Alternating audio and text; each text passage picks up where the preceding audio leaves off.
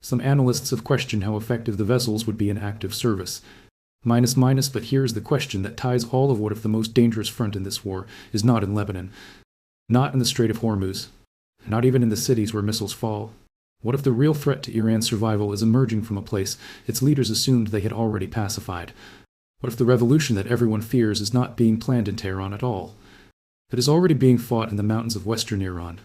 Hundreds of thousands of mourners filled the streets of Tehran for the funeral of Iran's slain supreme leader Ali Khamenei. Crowds chanted death to America. Revolutionary Guard commanders stood at attention. Delegations from Hamas and Hezbollah paid their respects. State television broadcast the procession live. Mourners hurled stones at a billboard showing President Trump with a bullet aimed at his head. But while the world's cameras pointed at Tehran, a different war was erupting in the mountains of western Iran. And Iran does not want anyone to know about it. Teams of Kurdish fighters are moving through terrain the Islamic Revolutionary Guard Corps thought it controlled. They are not on routine patrols. They are not engaging in border skirmishes. They are conducting coordinated operations deep inside Iranian territory. Across 3 provinces, stretching across a 100-mile active front. And the IRGC is now fighting on both sides of the border at once, inside Iran, and across the frontier in the Kurdistan region of Iraq. This is not business as usual. This is an insurgency entering a new phase, and it is happening at the exact moment Iran's leadership is most divided, most vulnerable, and most distracted.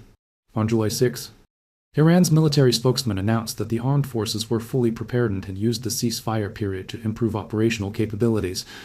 He warned that any violation of sovereignty would be met with a more overwhelming response than in the past.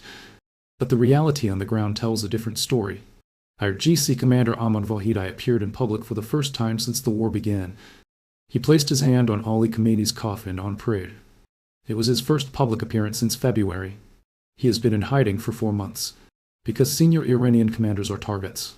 And everyone knows it. Iran's new supreme leader, Mujtaba Khamenei, has not been seen in public since the February 28 strikes that killed his father. His mother and his wife were also killed in that attack. He was severely injured. Burns to his face and body, multiple surgeries on one of his legs. And he has not appeared at a single public event during his father's funeral. This is the leadership structure trying to manage a war in Lebanon, negotiate a deal with the United States over the Strait of Hormuz, and suppress an insurgency in the mountains of western Iran, all at the same time. And the Kurdish fighters operating in those mountains are not waiting for permission. The violence escalated sharply in late June. On June 28th, IRGC forces from the hands of Saad al-Hadi headquarters launched heavy artillery and mortar fire into positions held by fighters from the eastern Kurdistan defense units known as YRK. The YRK is the armed wing of the Kurdistan Free Life Party, a group often described as the Iranian branch of the Kurdistan Workers' Party, the PKK. The engagement lasted several hours. 4 YRK fighters were killed. 2 men, 2 women. The IRGC claimed it had destroyed a 6-member team. 3 days later, on July 1st, IRGC forces from the same hands at headquarters ambushed a vehicle carrying 6 fighters from the Democratic Party of Iranian Kurdistan, the PDK, near the village of Khe-Zapon in Piran Shar. All 6 were killed, but the night before that ambush, 2 IRGC members were killed in an attack in Pavha city in Kerman province, not a remote outpost, a city. The attack took place in front of their residences. On the evening of June 26, 2 Iranian security forces were killed at a checkpoint on the Bain Sheikh Road during an armed clash with YRK fighters. And then a new Kurdish armed group Zorihwa, which means Son of Hope, surfaced in Karanchma province and claimed responsibility for one attack. This is not periodic border violence. This is a coordinated insurgency spreading across multiple cities and provinces in the same week. Majid Gil, president of the American Kurdish Committee, told Fox News, "This is not business as usual. This is not like periodic clashes on the border. This is operations. And it seems to be deep inside 3 provinces, multiple cities, 100-mile front. And Iran is bleeding." Iran responded by striking Kurdish opposition camps in the Kurdistan region of Iraq. On July 1st, coinciding with the clashes inside Iran, the PDK claimed that Iran had targeted one of its camps in the KRI. The strikes were severe enough that the Khormor gas field, fearing it could be hit, halted gas supplies to power stations in the region. That decision triggered electricity blackouts across parts of Iraqi Kurdistan. Iran has launched strikes on Kurdish positions in Iraq repeatedly since the war began in February. The strikes have targeted camps, command posts, and staging areas used by Iranian Kurdish opposition groups based across the border. But the Kurdish fighters are not sitting in exposed camps waiting to be hit. They are embedded in mountain terrain, in tunnel networks and cave systems where airstrikes achieve minimal effect. Iran is spending drone inventory on targets it cannot reliably destroy, while the most capable Kurdish fighting forces remain in terrain that makes those strikes largely irrelevant. And the IRGC's structural problem is getting worse. The Zagros Mountains, the range along the Iran-Iraq border, are some of the most unforgiving terrain on the planet. 10-1,000-foot ridges, narrow gorges with no road access, cave systems and tunnel networks built over decades. Iranian helicopter gunships struggle to operate at these altitudes. Armored columns are confined to a single road, leaving them vulnerable to ambush. The people defending this terrain have memorized every fold, every ridge, every hidden route, and the IRGC is trying to fight them on ground where conventional military thinking breaks down. The Kurdish opposition is not a single group. It is a coalition. In February 2026, 5 major Iranian Kurdish parties formed the Coalition of Political Forces of Iranian Kurdistan. The alliance includes the Democratic Party of Iranian Kurdistan (PDKI), the Kurdistan Freedom Party (PIK), the Kurdistan Free Life Party (PJAK), the Organization of Iranian Kurdistan Struggle, and the Komalay Party. Each group brings different capabilities. The YRK, the armed wing of PJAK, is the most battle-hardened force. It is affiliated with the PKK and operates under the Kandi El Mountains on the Iran-Iraq border. These fighters, including a significant proportion of women, have spent decades running guerrilla operations in terrain that conventional forces cannot control. Their standard tactics involve small, 6-person infiltration teams that move under darkness, execute precision ambushes on checkpoints and convoys, and disappear back into the ridgeline. The PDKI is the oldest and most organizational mature group in the coalition. It has intelligence networks embedded inside Kurdish-majority cities in Iran. These are not scouts on hilltops. These are people inside Iranian society who can report on IRGC garrison locations, patrol schedules, and vehicle movements in real time. Human intelligence that cannot be replicated by drones. The Kurdistan Freedom Party has been the most offensively active group, claiming multiple strikes on IRGC positions in Kuranshma, Ilam, and Lorston even before the war started. And now all 5 groups are operating under a unified coalition structure. That is a significant shift. Majid Gil said the Iranian Kurdish movement has been galvanized by a surge of younger recruits. The youth of Iranian Kurdistan have raised the bar very much. He said, the Kurdish political parties of Iranian Kurdistan, their bases, their camps, their Peshmerga forces are full of the younger generation. Kurds from Iranian Kurdistan who still believe in the struggle. There is another factor that may be contributing to the Kurdish fighters' tactical effectiveness. In March, Reuters reported that Israel had been backing plans by Iranian Kurdish militias to seize border areas inside Iran. Though the outlet noted the fighters would likely need U.S. support, CNN reported that the CIA was working to arm Kurdish forces to spark an uprising in Iran. According to Axios, the idea originated with Israeli Prime Minister Benjamin Netanyahu and the Mossad, with the CIA later joining the effort. A report by Channel 12 in late March indicated that plans for a Kurdish offensive involving all 6 major factions were aborted after the plans leaked and Iran fortified its defenses. Pressure from the Turkish government on Trump and the Kurdistan regional government also contributed to stopping the U.S.-backed offensive. Turkey views the PKK as a terrorist group and has opposed a Kurdish uprising in Iran, primarily because it is concerned about PJAK exploiting such activity. But even if direct U.S. and Israeli support for a Kurdish ground offensive was shelved, there is circumstantial evidence that Kurdish fighters are receiving some form of external support. By March 7th, U.S. strikes in Iranian Kurdistan had destroyed 40 sites in Sakyuk, Uezi, and targeted additional locations in the cities of Kuranshma, Ilam, Ma'bad, Taylach, and Sakyuk Uezi. The strikes hit IRGC barracks, intelligence facilities, military and police bases, and border guard commands, according to the Kurdish human rights organization Jannah. The extensive bombing of bases led IRGC and border guard forces in parts of Kuranshma province to evacuate to civilian locations, including hospitals. Every radar installation covering Kurdish infiltration corridors in the Zagros Mountains went dark during those strikes. Every IRGC early warning site along the Zagros front was hit. That created a window when Kurdish cross-border movement could walk through undetected. Majid Gil told Fox News that Kurdish anger has been compounded by language in the U.S. Iran Memorandum of Understanding that critics interpret as Washington agreeing not to interfere in Iran's internal affairs. Kurdish opposition representatives have expressed concern that they could be left exposed as Washington and Tehran return to fragile diplomacy. PDK Representative Harbron told Newsweek, "The Kurdish struggle for freedom, democracy, and national rights predates the current negotiations and is not dependent on them. Whether the Kurdish insurgency continues to escalate or stabilizes will depend in part on whether the fighters believe they have external support, and whether Iran's leadership believes it can suppress the insurgency without triggering a broader uprising."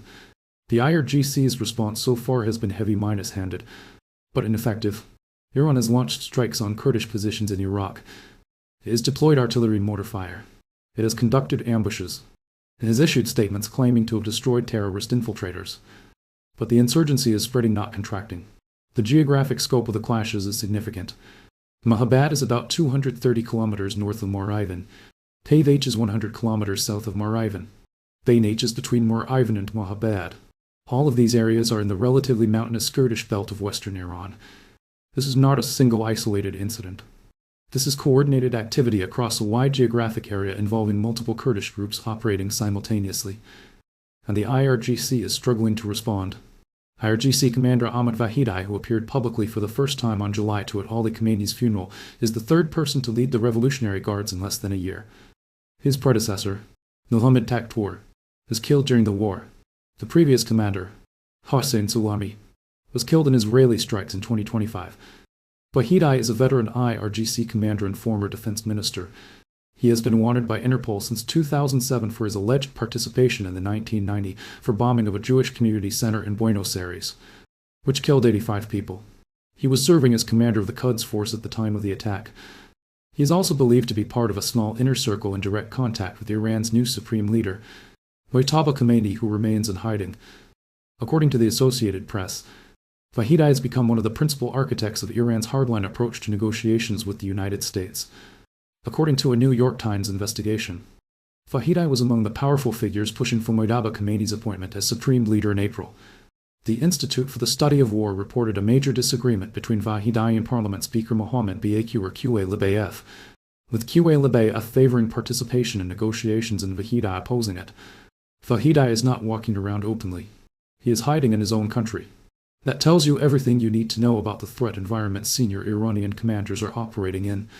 While the Kurdish insurgency escalates in the mountains, Iran is trying to manage another crisis: the Strait of Hormuz. On June 17th, Iran and the United States signed a memorandum of understanding that established a 60-day toll-free window for commercial vessels passing through the Strait of Hormuz. That window expires around August 16th or 17th. Iran's ambassador to China, Abdul Reza Ramoni Fezalai, announced at the World Peace Forum in Beijing that Iran intends to charge fees to ships crossing the strait after the 60-day period expires, offering exemptions to friendly nations. Iran and Oman have presented the United States with a proposal to administer the Strait of Hormuz that includes the joint collection of administrative fees by the two countries. The United States rejected it immediately. Secretary of State Marco Rubio said no country is allowed to charge tolls or fees on an international waterway. That's existing international law. President Trump said the waterway should remain permanently toll-free, that the Memorandum of Understanding does not explicitly rule out future tolls. It only guarantees 60 days of toll-free passage. After that, the legal status is ambiguous. Iran's lead negotiator, Parliament Speaker Mohammed Qais, has stated publicly that the Strait of Hormuz will not return to pre-war conditions and that Iran will charge fees for maritime services after the 60-day window expires. The United States and Iran are in Doha for technical talks focused primarily on the Strait of Hormuz. The Trump administration is making the case that Iran stands to gain much more from a nuclear deal than it can generate from tolls in the strait. The parties gave themselves 60 days to reach a comprehensive nuclear deal, but 2 weeks into that window, they are still arguing over the terms of the memorandum they already signed. The Wall Street Journal first reported on the military briefing Trump received. Nearly 20% of the world's oil and natural gas is transported through the Strait of Hormuz. About 30% of the global fertilizer trade passes through it. The closure of the strait has caused global fuel costs to soar and has tested agricultural sectors across the world. The Memorandum of Understanding includes a commitment from the United States and regional partners to develop a plan with at least $300 billion for the reconstruction and economic development of Iran. But if Iran insists on charging tolls after the 60-day window closes and the United States insists the strait must remain toll-free, the deal could collapse. And if the deal collapses, the ceasefire could collapse with it. There's one more development worth noting. On July 3rd, North Korean leader Kim Jong-un supervised the test-firing of a nuclear-capable strategic cruise missile and evaluations of anti-ship, anti-submarine, and air defense systems aboard the naval destroyer Hong Kong. Kim watched the test from a coastal observation point on shore. Photos released by North Korean state media show him wearing a yellow hat. Flanked by officials, the Hong Kong is a 5-0-ton destroyer, the second vessel of North Korea's Choi Hye-in-class guided missile destroyer program. Satellite imagery and official disclosures indicate the vessel carries around 74 vertical launch system cells capable of accommodating cruise missiles, anti-ship weapons, surface-to-air interceptors, and short-range ballistic missiles. The ship partially capsized during its launch ceremony last year, an accident Kim blamed on absolute carelessness and irresponsibility. He ordered that those responsible be held accountable. After the weapons tests on Friday, Kim gave an instruction to complete the trial process and commission the destroyer for the Navy within 2 months. Analysts said the timing could be linked to the 78th anniversary of North Korea's founding on September 9th. The test came after North Korea commissioned its first 5-0-ton destroyer, the Choi Hye-in, in late June. Kim marked the occasion with a lavish ceremony where he declared that the nuclear armament of his Navy was proceeding as planned. After years of prioritizing ballistic missile development, Kim has increasingly turned his focus to naval capabilities, including the construction of a nuclear-powered submarine. Strategic cruise missiles launched from surface combatants provide North Korea with mobile strike capability. South Korean officials and experts say the vessels were likely built with Russian assistance amid deepening military ties between the countries. Some analysts have questioned how effective the vessels would be in active service. But here is the question that ties all of this together. The funeral in Tehran will end. The ceremonies will conclude. Mujtaba Khomeini will eventually have to step into the public role that comes with the position he now holds. But the Kurdish insurgency in western Iran is not waiting for that to happen. Think about what Iran is trying to manage right now. A war in Lebanon. A negotiation with the United States over the Strait of Hormuz. A nuclear deal with a 60-day deadline. A leadership transition after the death of a supreme leader. A supreme leader who is severely injured and has not appeared in public. An IRGC commander who has been in hiding for 4 months. And a Kurdish insurgency spreading across 3 provinces. Multiple cities. And a 100-mile front. At the same time. And here is the deeper question. How many more fronts can Iran manage before something breaks? The IRGC is fighting on both sides of the border. Its early warning sites in the Zagros were destroyed by U.S. strikes. Its commanders are hiding. Its leadership is divided over whether to negotiate with the United States. Its supreme leader is injured, grieving, and invisible, and in the mountains of western Iran. An insurgency is entering a new phase. Because modern war is not decided by the weapons that are fired. It is decided by the systems that sustain them. Iran's system is under pressure on every front. In the mountains, it cannot suppress an insurgency it thought it had pacified. In the Strait, it is challenging international law and risking the collapse of the ceasefire. And the negotiations,